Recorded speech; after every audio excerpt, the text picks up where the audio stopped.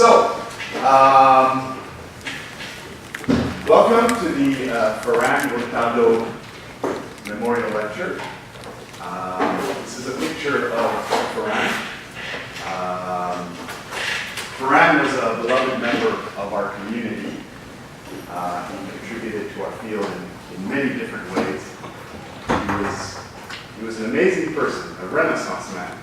He was good at everything that he touched. He was an amazing guitarist, he was a chef, he was a painter, tennis player, snooker player. First time I played snooker with him, we went to a bar, we're playing, and in fact we're playing 8-ball, and he goes, "Oh, can you tell me the rules?" Sure, you have to, sink the balls and, and then he just broke and cleared the table. One of Ferran's passions was wine, as you can see here.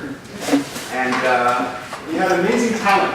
He could taste the wine, and he could tell you what type of grape it was. And often he could tell you what region the wine was from.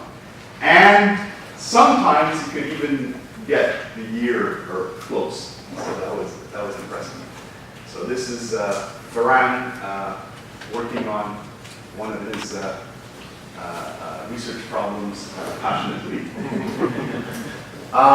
So Ferran unfortunately passed away in October 2014, and shortly thereafter the CCCG community decided that we would start a memorial lecture in his honor. And in fact, David Rappaport, the first inaugural lecture was in Kingston, and David bestowed the honor of giving the inaugural lecture to me. And today I have the honor of introducing the second memorial lecturer. So here is the three of us. The second lecturer is this fellow on the right. I guess my left, your right. He doesn't really need an introduction. Most of you probably know him. And traditionally, when one introduces a prominent researcher before giving a lecture, typically the person introducing will list all of their research accomplishments and maybe some of their awards and where they went to school and so on. But as you know, I'm a non-traditional person, so I'm great with tradition. And so I would like to talk about a few things that you may not know about Stefan or may not be able to find out by going through the internet. For example, many of you may know him as Stefan Langerman, but that is false. His last name is really Schwartzberg. I don't know if many of you knew that.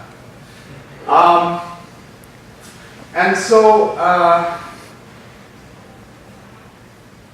often when someone is a really preeminent researcher in our field, we often say things like they are among the best in our field, or they are among the top researchers that our field has ever seen, and so on. And so I wanted to share with you an aspect of Stefan that maybe you didn't know, where I can say with certitude that he is the top in our field. And so a few years ago, Jeff Erickson made a little survey among our field, and it turns out that Stefan Langerman has the lowest high school grades of any researcher. And in fact, he didn't even finish high school, but that's another story. So Jeff Erickson was a close second, and that's why Jeff initiated this discussion because he thought he was first, but no, Stefan came and got away with the low grades that are on record. And so, so that is one of his crowning achievements. Many of you know that Stefan is an accomplished pianist. Maybe you heard him play on Wednesday. But one of Stefan's passions is dance. I don't know if you know this about Stefan. Stefan is an amazing dancer. So for example, he likes to dance tango. So here is dancing tango with Pascardi. But tango is not his main specialty. His main specialty is disco. So I don't know if you know, but in 2010, Stefan won the Boogie Woogie Disco competition in Brussels in 2010. So he's the champion. So here is Stefan prior to his Boogie Woogie competition in 2010. So without further ado,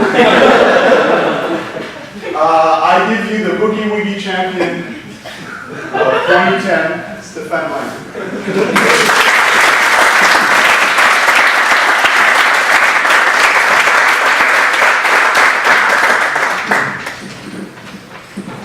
Whoa, shit!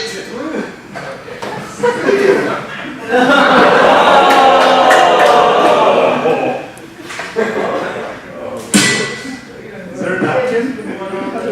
Your shirt, this was not meant as a revenge. What do you say? So, What's code is that? that's all.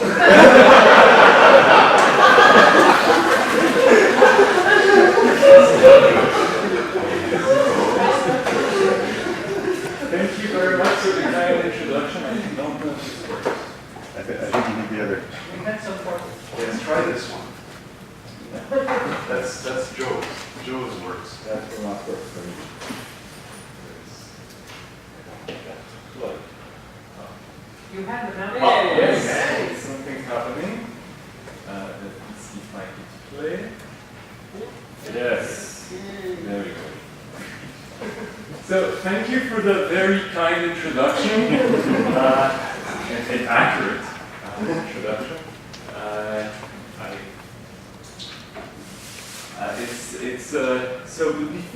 So I will talk about tilers, tilemakers, and transformers.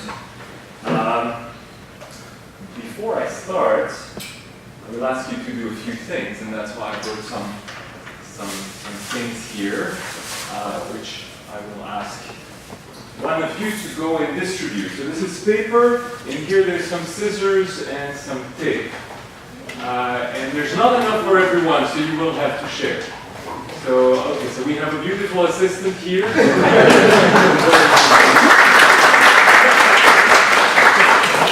With this, I will ask you to build a few things. Not all of these yet. So the first one you see on the top left is you cut out a square, and you fold it in two. And then you glue the two sides, and so that's why you have a doubly covered triangle.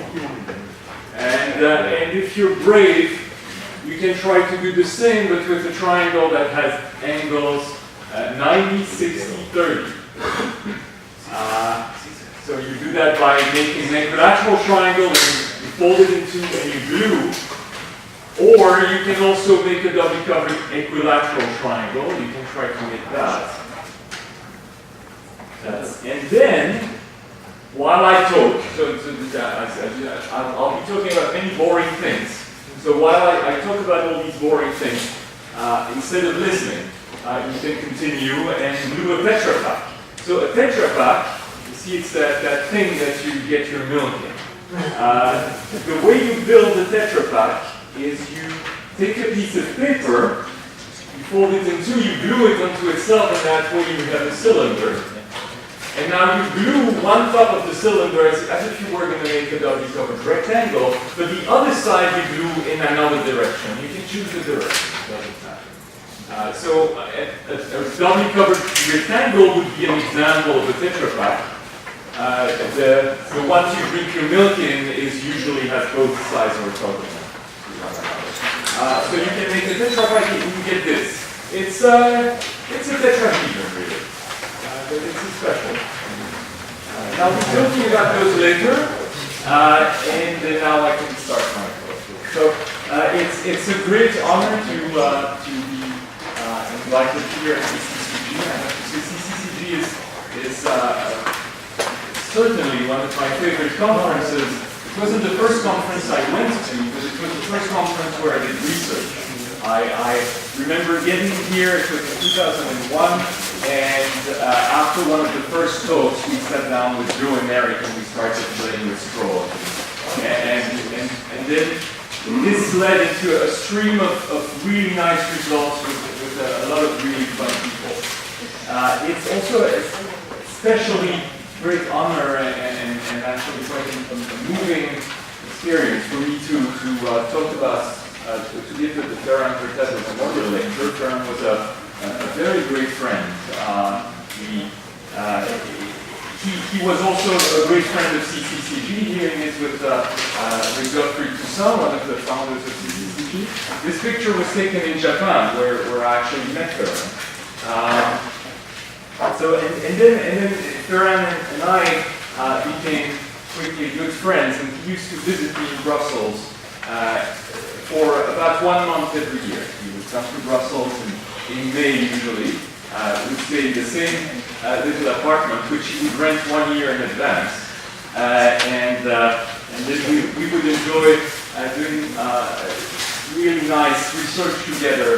But we would enjoy a lot of other things. Ferran loved good food. Here he is at Culinaria, a food festival, thinking about what he was eating. So I think Ferran had this special way of enjoying things. Whenever anything happened, he first looked at it very seriously, like he looked at a good bottle of wine, and he would study it carefully, just to make sure what he was experiencing, and then he would enjoy it. This is something very, very typical of that. So I was thinking about what I would talk about for here that Ferran would like. And Ferran loved beautiful things. He was an artist. He was a painter also, one of his paintings. And so I thought I would try to talk about maybe one of the first attempts of mathematicians to get a mathematical grasp on what is beauty and symmetry, and that is tilings. So here's a tiling. Ever since I started working on tilings, I started taking pictures of floors everywhere. So this one is particularly boring. It's just a bunch of squares, and you put them next to one another. Sometimes you can take the squares, and with the same tile, you can make a different tile. Here the squares are put in a different manner. Sometimes you have tilings with more than one shape. Here's one example. Here's another one. But I will be talking mostly about tilings made with only one kind of shape, and I'll tell you why very quickly. Here are some more examples of tilings of MC Escher. And then immediately you have a computational problem. And I didn't really realize that this was a problem until I looked at it. I give you a box with a bunch of tiles, and I ask you, can you tile the infinite plane with copies of this one tile? And how do you do it? And you know, whenever you look at the tile, I mean, in particular the square, it seems pretty obvious, like, duh, you just put it down and it works, but actually, it's not that obvious. And if I give you, instead of one kind of shape, I give you several kinds of shape, like 5 or 6, the problem is undecidable. Whether you can tile the plane. Actually, even more shocking is that even if the shape I gave you is a pentagon, there's no known algorithm. So if I give you a pentagon, I go, can you tile the plane with copies of this pentagon? There's no known algorithm. Huh? That one's been solved Yeah, like recently. this year. Oh, I think Yeah. so this year. By Okay. Michael Rao from France. They're all known. Now they're all known. Yeah. Okay, then I'll skip the next two slides. So anyway, if you wanted to know if a tile can tile the plane, you can play a game, which is the Tyler Breaker game. There's Alice Tyler who meets Bob Breaker, and Alice says, I can tile with this, and Bob says, no, you can't. And so they play the game where Alice puts a tile down, says, here we go, and then Bob says, now you have to put the next tile there, and Alice says, oh yeah, sure, and here's where I put my next tile, and then Bob says, now you put one here, and then Alice is stuck and says, oh, I can't. And then Bob wins. If Bob has a winning strategy, then there's no way to tile the plane with that shape. Now, winning strategies like that, you can enumerate them. And so, therefore, checking if a tile can not tile the plane is recursively enumerable. So knowing if something tiles the plane is in full RE. If you could find a way to make it recursively enumerable, then it would be decidable. That's the problem. So surprisingly, it seems to be more difficult, at least as far as we know right now, more difficult to find out how to tile the plane than show that you can. So now there's, and so because of, one of the reasons why this might be surprising is that most of the tilings we see usually are really regular. They're really periodic. They have some structure that makes them very symmetric. So I will look at tilings that have some special structure that are very symmetric. And those, they might be easier to recognize. I will look at it. So one particular way of saying that the tile is symmetric, that the tiling has a symmetry, is to say that it's isohedral. A tiling is isohedral if whenever you take two copies of the shape, well, there's a transformation that moves one shape to the other. If you apply that transformation on the entire tiling, you will actually get the same tiling. Right? So for every pair of shapes, when you apply the transformation that goes from one to the other, or there is a transformation that goes from one to the other, that preserves the entire tiling. This one is by translation only, but this would work for other things like translations and notation. Here is that one. You have two shapes. Here are the corresponding shapes that would happen. So here there's just a rotation that goes from any to any other, or between those two shapes, and it preserves the entire tiling. That goes great. So now a shape itself, a polygon, so a tiling is isohedral or it's not. And then you'll say that the tile is isohedral if it admits an isohedral tiling. It could also have a non-isohedral tiling, but it must at least have one that is isohedral. For example, a square admits a non-isohedral tiling. You just put your squares here in a row, but then in the next row you just put them somewhere else. And then in the next row, for example, you put them now like that for a long time. Now if you want to map this to any of these, it's not going to work. The transformation will then map this guy in the middle of that one. So this is not so the most basic question is, so do those exist? Is every shape isohedral? Or are there some that are not? And Hilbert actually thought that there were no anisohedral shapes. That everything that could tile the plane could also tile isohedrally. He did not say that explicitly, So this is implicit in his 18th problem, where he's asking whether there's a three-dimensional anisohedral shape. But in 1935, Hayes showed that there is a shape that only tiles the plane anisohedrally, and that's the shape you can see there. Kreshner said that such a shape can either be convex, and Rose in 2005 showed the polyhedron. Here's some anisohedral plane tiling with that shape I showed you. And you can see that, for example, between these two pieces, there's no way. Well, if you try to map one to the other with the reflection, it's not going to preserve the effect. So, another way of seeing isohedral, this isohedral property, is that you can surround, always when you can tile the plane with the shape, you can surround that shape with copies of itself. But in this case, if a shape is isohedral, you can surround it by copies of itself in a very regular way. That means every shape is surrounded by copies of itself in exactly the same way. And that means that if you look at the dual graph, every shape, so you get a regular graph. And that means that using Euler's formula, every shape is connected to no more than 6 other shapes. And then once you have this, so here's an example.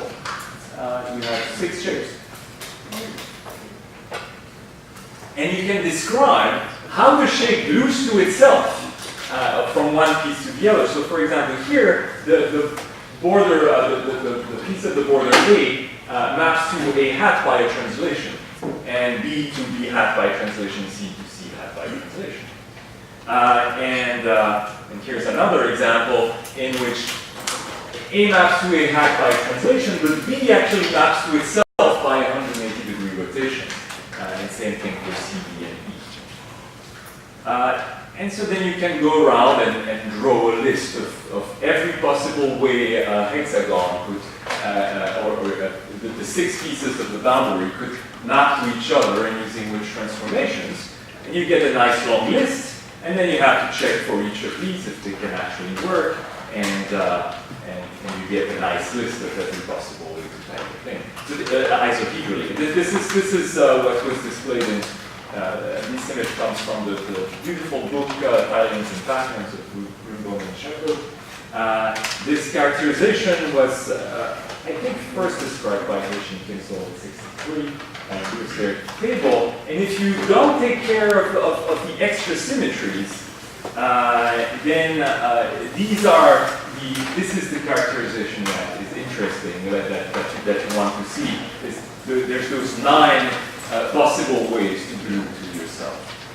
And here they are, the 9 isohedral tilings. And it's a little bit frustrating, and you'll see this happening over and over again when you work with tilings. And it shows somehow that we don't have a full understanding of what's going on, is that it seems like you have to enumerate things for a while, and then you check things, and then you find the list. But exhaustive search seems to be the norm. If you're restricting yourself to polyominoes, and I will do that just for a little bit to make my life easier, then you can describe, so if your polygon is a polyomino, you can describe its boundary by words just by saying going up and left and up and right and up and right and left. And if you have a polyomino, you cannot have a 3-fold or 6-fold symmetry because everything's horizontal or vertical, so you can remove those. You only have 7 isohedral types, and so here's the translation one, which is now saying that A is a translation of A hat is the same as saying, well, when I look at the word that forms A hat should be the same going in reverse and replacing every up by a down and every down by up, every left by right, every right by left. Right? And now this problem of recognizing whether a shape is isohedral or not, it comes down to doing some pattern matching. I give you a string, and you want to know whether you can cut this string into 6 pieces, and then you can do some pattern matching between the pieces. So here's another criterion. And the problem is, so you want to decide whether a polynomial is isohedral, and that the algorithm would be, you want to pass each of the 7 criteria. And if one of them succeeds, then you say yes. So, in general, the first polynomial time algorithm was published in '99, and to the 18th, but probably the authors didn't know about the characterization into 6 parts, because that one gives a fairly simple and to the 6 brute force approach. And recently, with Andrew Winslow, we were able to, just by using every pattern matching technique we knew, shrink the running time to n log squared n. And there's still a really nice open problem whether you can remove 1 or 2 more logs. And there's just one criterion that requires n log squared n. The other ones we can do in n log n. The one that poses problems are the TILINGS using translations and 180-degree rotation. So the Conway criterion, because Conway talked about it. If you just want translation, it's actually an interesting case. Again, there was a stream of results that ended in 2015 with Andrew finding a linear time algorithm. The translation case is interesting because there is no anisohedral shape. That means if you can tile the plane by translation only, then you can tile the plane isohedrally, then you must satisfy this criterion, and then there's a linear time algorithm. Okay. This is Ferran's guitar.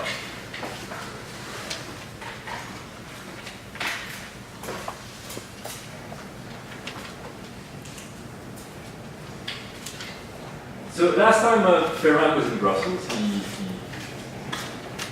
asked me kindly, should I keep his guitar next time? It's there in my case. So if you take the bag of the guitar and you open it, you can unfold it. If you have enough zippers, you get a planar shape. Right? You can do that with polyhedron. That's it.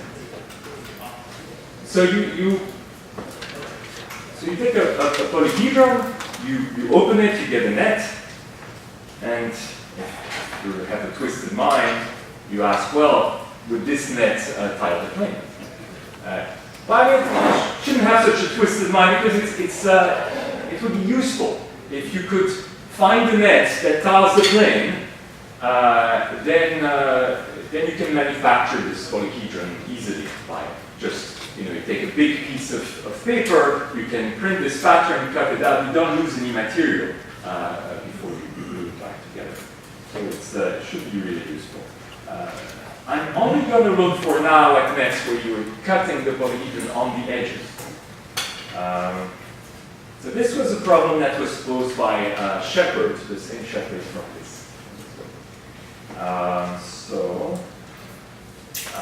We started looking at, you could look at what he started looking at what platonic solids could have an unfolding that lies the plane, and all of them except the dodecahedron can't. Because anything that has a pentagon or a heptagon. You just look at the regular faced polyhedra. And then, you can go on and look at every regular faced polyhedra. You have the prisms. You remove some, you find one that has this property. Archimedean solids, you can just remove all the ones with pentagon and more faces. The Johnson polyhedra are all the polyhedra that have regular polygons as their faces. And again, you can start removing stuff. You find some that have an unfolding that tile the plane. You can, you list all the ones that have an unfolding that tile the plane, all the ones that don't. You're left with some questions. You apply some more theorems. You're still left with some questions, and then you're stuck. And then you use brute force, and we could at the end find this theorem. So I'm not going to go into more detail as to how you do this, but basically we make the computer play the tiling game. This theorem is at the entrance of the Tokyo University, Tokyo University of Science Math Museum on the glass window.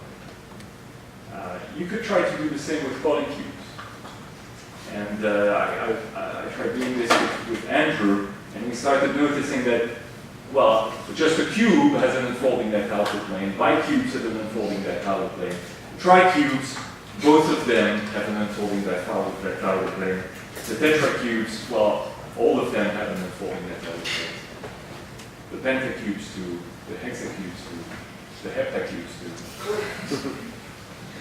And then, again, we're stuck.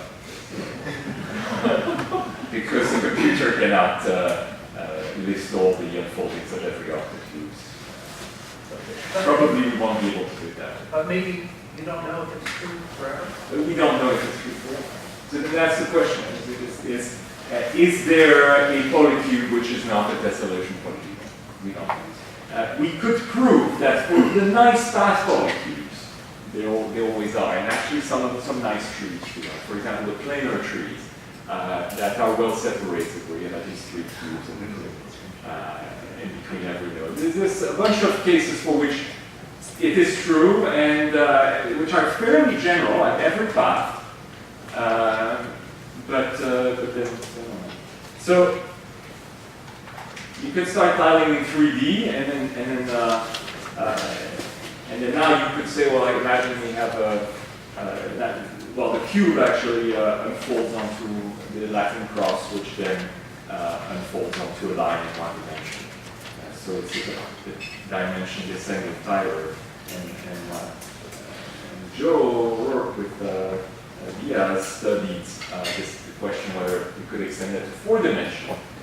You can take a 4-dimensional hypercube that can unfold onto a 3-dimensional polycube that can then unfold onto a 2-dimensional polyhedron. So it's a 4-dimensional dimension descending Tyler. Nice question, can you find a 5-dimensional? Here's another way to unfold the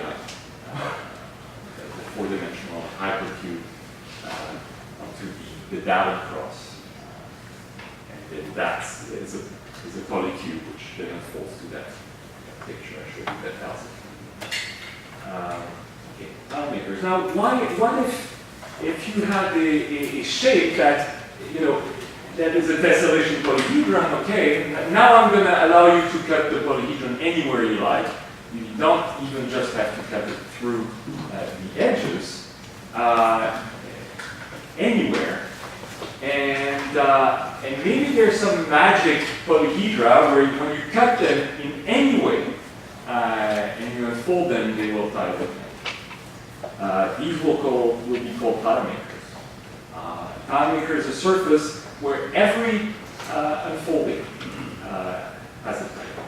Akiyama in 2007 talked about this, and he proved that those things you just constructed with your hands are Tilemakers. And so now we'd invite you to take your scissors and destroy your beautiful creation, like I will do it now. You take your scissors and cut through your Tetra Pak or any of the others that you built, because they're all Tilemakers. And now you have to cut it open. That means you must reach every vertex. So your cut must be a spanning tree of your tetrahedron. So you go around and you can cut, but you can choose really any spanning tree you like. It must keep the paper connected, of course, because otherwise you have 2 pieces, not 1. But that's it. We must just reach every corner. So if you forgot the corner, just do it somehow here. And whichever way you do this thing here that I just unfolded tiles the plane. Isn't that amazing? Okay, let me show you. I really did it randomly. If you want, if one of you has done it, I can do it with you. I'll do it. I'll do it. Here you go. This one has a long line. Right? So let's be 2 regular. Here you go. I'm going to try to trace it the best I can. here, down there, here, and here, and here we go. And now let's see what we're going to do. I will put the other copy there.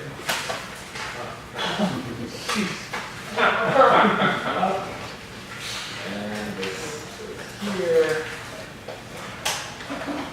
And there. There. Here we go. And now this piece will go here. And we can go on. And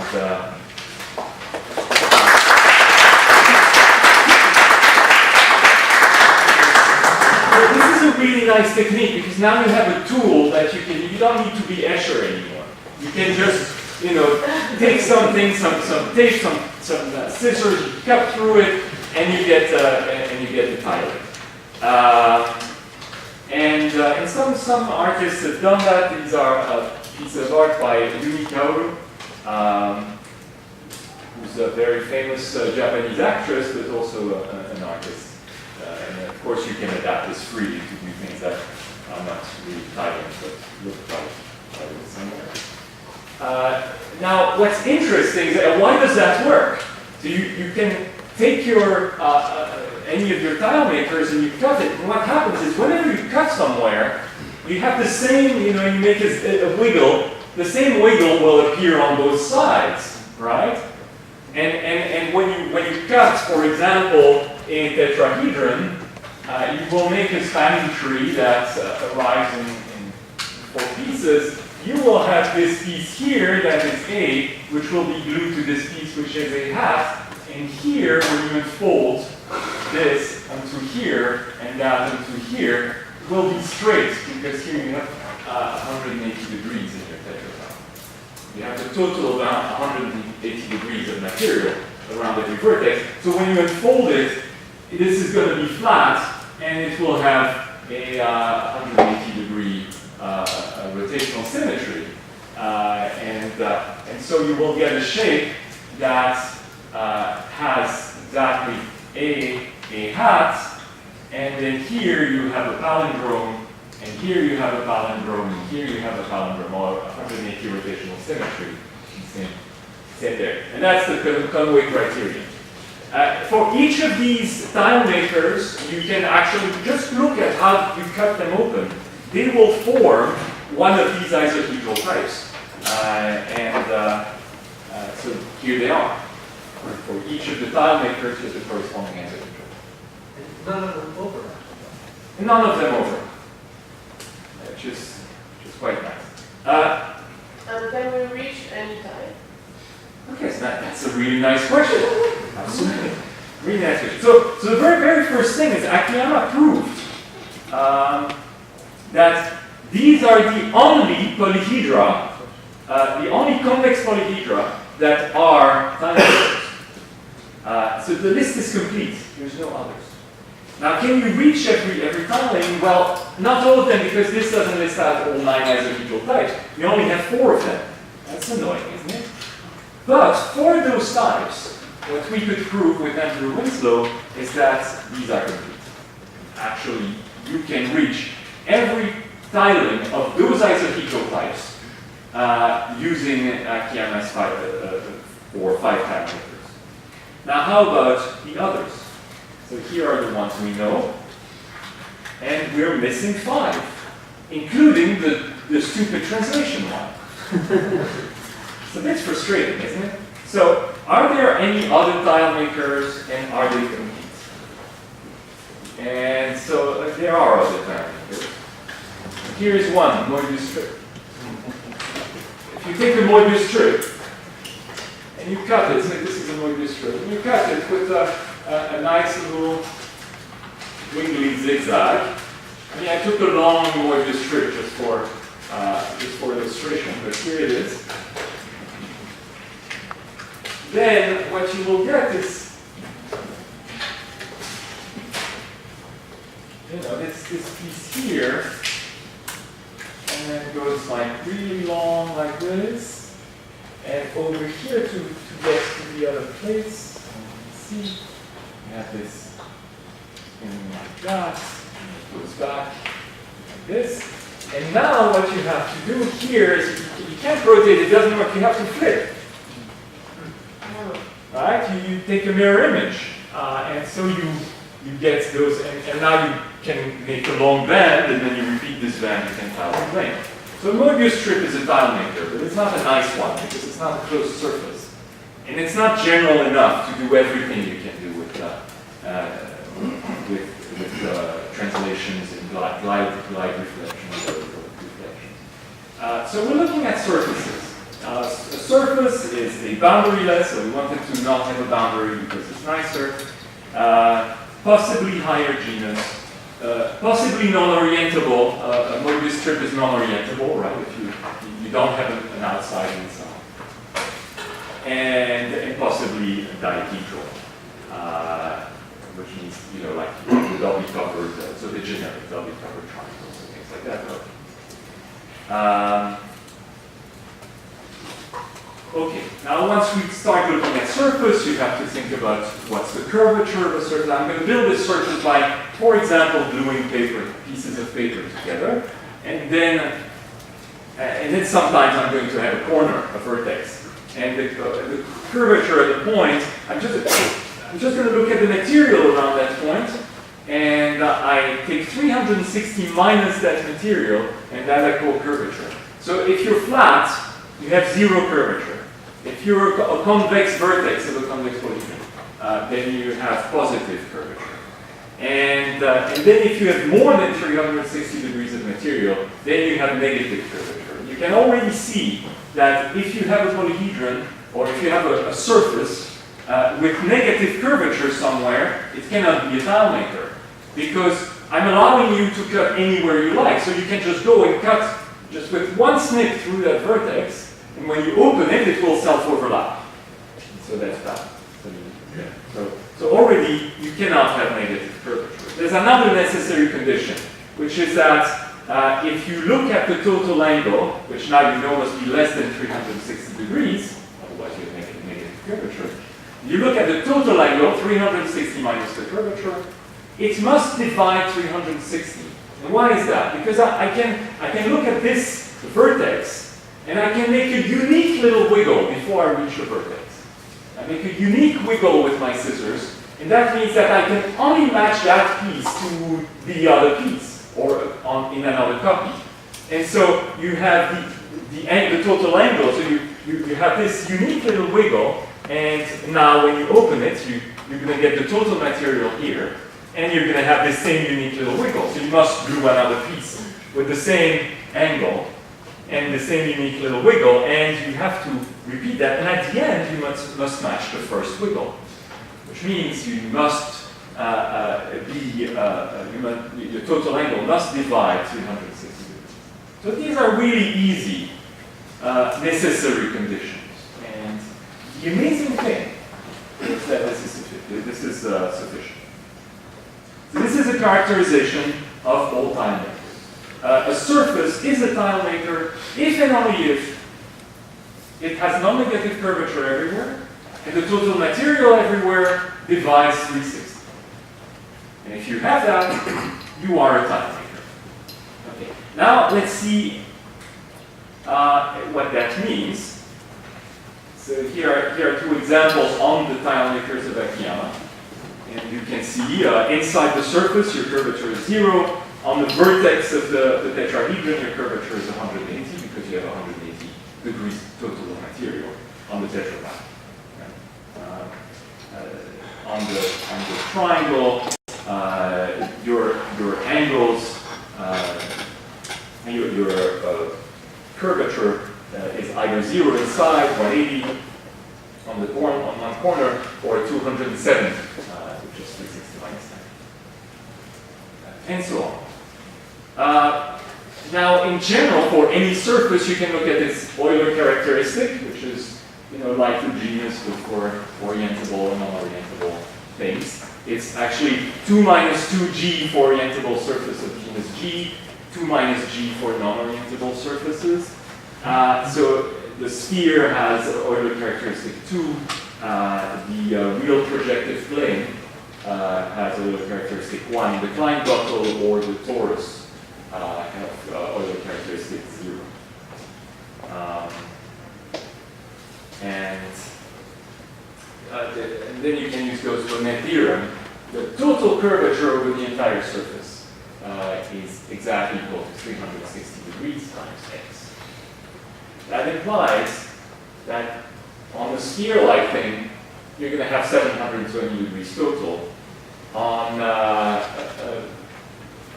real projective plane, you're going to have 360 degrees. On a torus or Klein bottle, your total curvature is 0. And now from that, now we use the theorem, and this implies that the curvature everywhere is either 0 or 180 if your total surface divides twice. If your total surface is a third of 360, then you have 240 of curvature, or 270, and so on. That means that if you're not 0, you're at least 180 of curvature. Right? Because the curvature is 360 minus the material. If the material is at most 180, the curvature is at least 180. And that means that, for example, on a sphere-like surface, you can only place 4 vertices. Because every vertex will take at least 180 of curvature, and that immediately tells you that your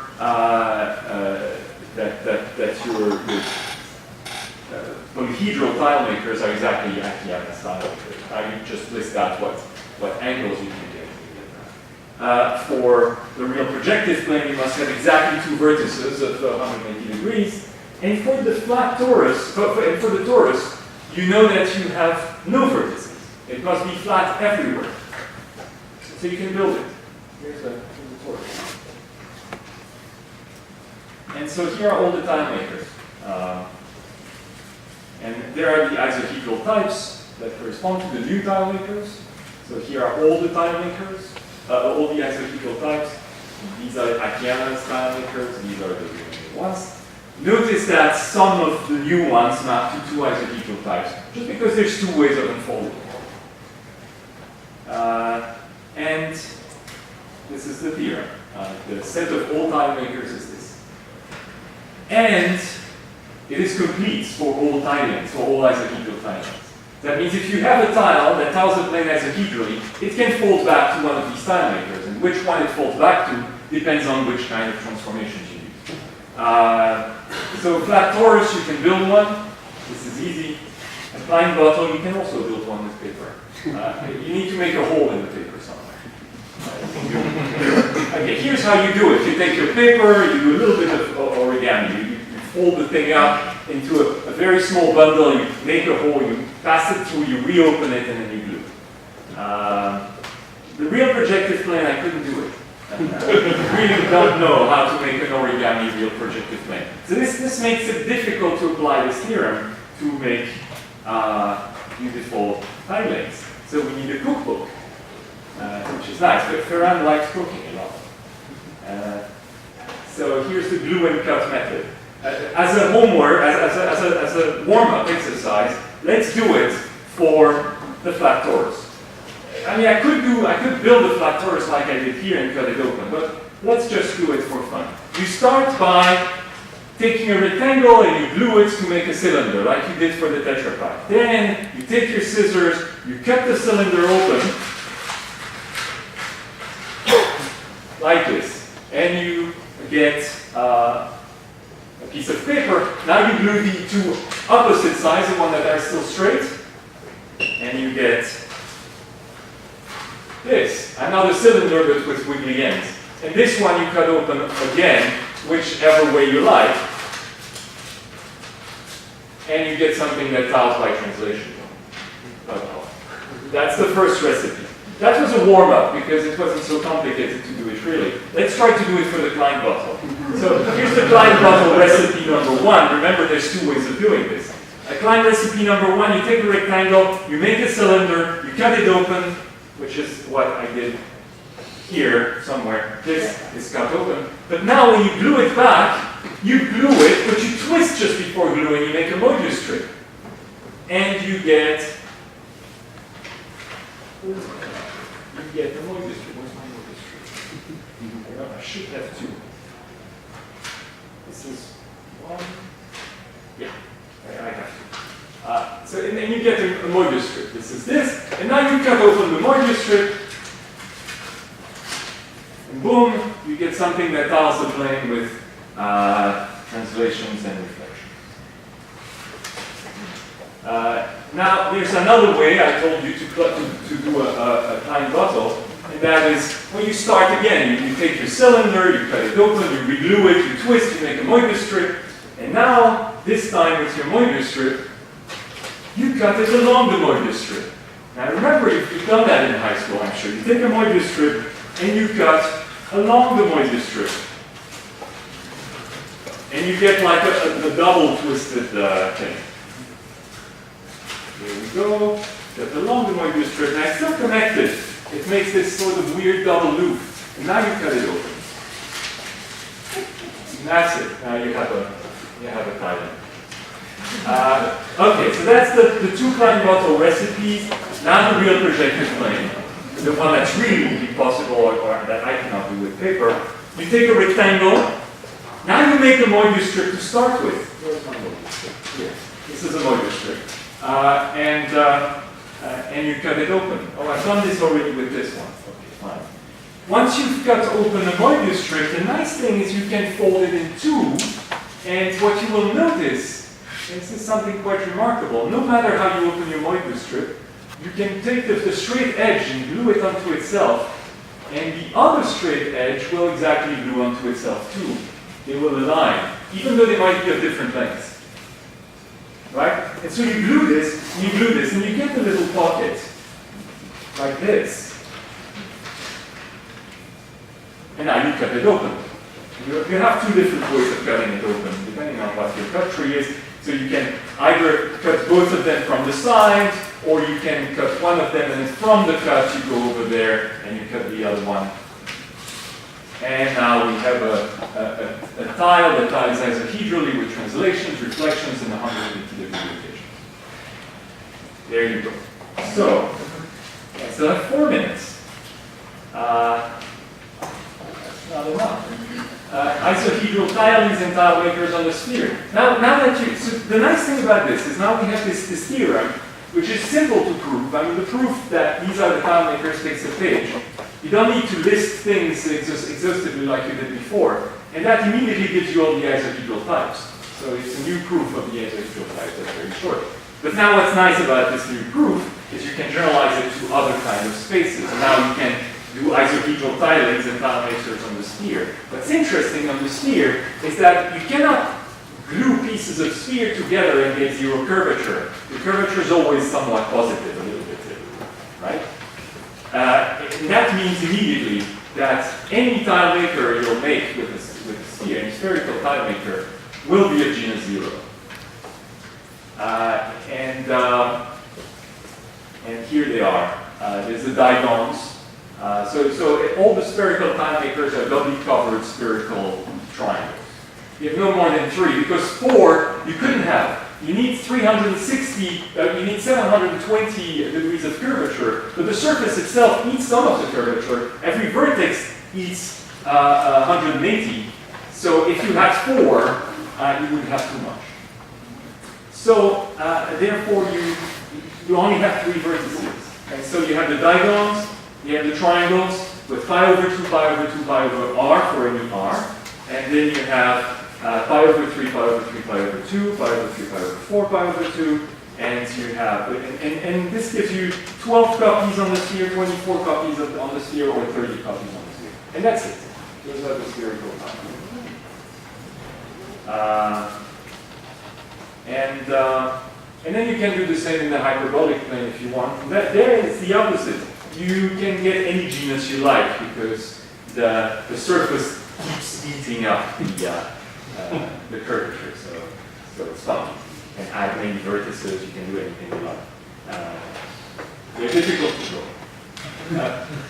Here's Ferran making chalk. And I have 2 minutes to show you transformers. Transformers are things that transform. So Newton was the first one to study transformers. He asked, can you cut up a triangle and turn it into a square? And then he answered himself. He did. And what's nice about this dissection, this is called a dissection, is that you can hinge the pieces together into a chain, and all the outside goes inside, all the inside goes outside. Here's another nice example of a star being turned into a triangle. And here's an example of a lobster. Whoa. And again, you can ask, well, how do I do this? And here's how you do it. I didn't make you build it because you've received an envelope when you arrived by the organizers. You must have known. You take your envelope and you cut it open. So this was a magic trick invented by Jin Akiyama again. And now you close it again, you flip it around and you reopen it, and you get another shape. And now what you cut actually tells you what is the dissection between one of the shapes that you opened and the other one. This gives you a nice tool to create any kind of pairs, many kind of pairs that you configure to one another. Here's an example we made of an evil fish transforming into a ghost.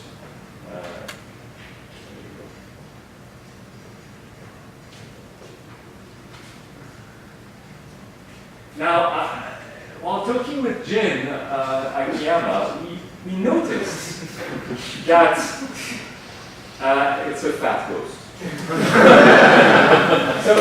so we noticed that you can do this with an envelope, but you don't even need the two sides to have the same shape, as long as the lengths along the boundary were the same and in the same order.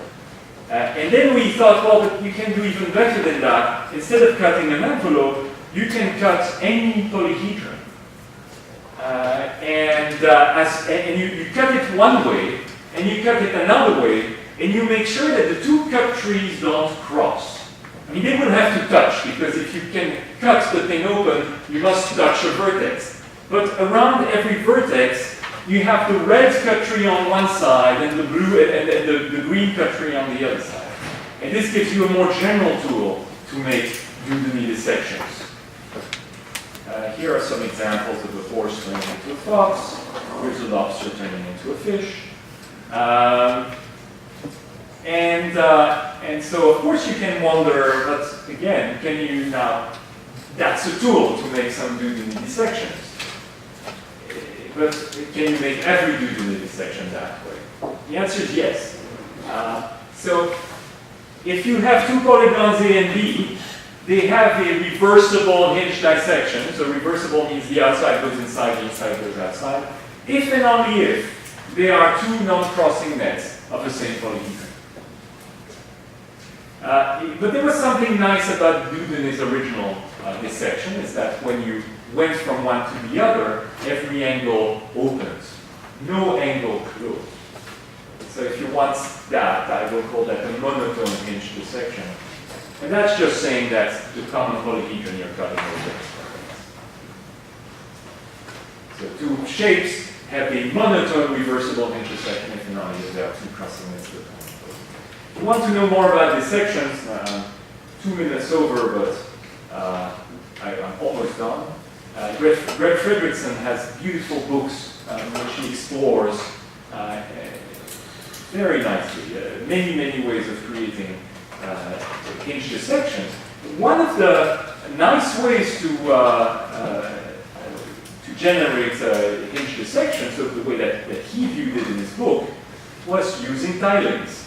And there's a strange connection there between TILINGS and Udemy dissections, which is he was taking one tiling and overlaying it with another tiling and saying, hey, look, this overlay tells you how to cut one tile to Udemy reconfigure, to hinge dissect it to dihedral. But now that we know about tilemakers, we understand completely why.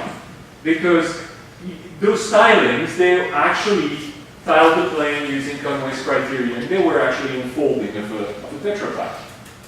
And so if you unfold the tetrapack in two different ways, you get two non-crossing nets of the tetrapack. They both tile the plane, and when you overlap them, you get exactly those two tilings. So that's my interpretation of the concept. Okay, that's open through my.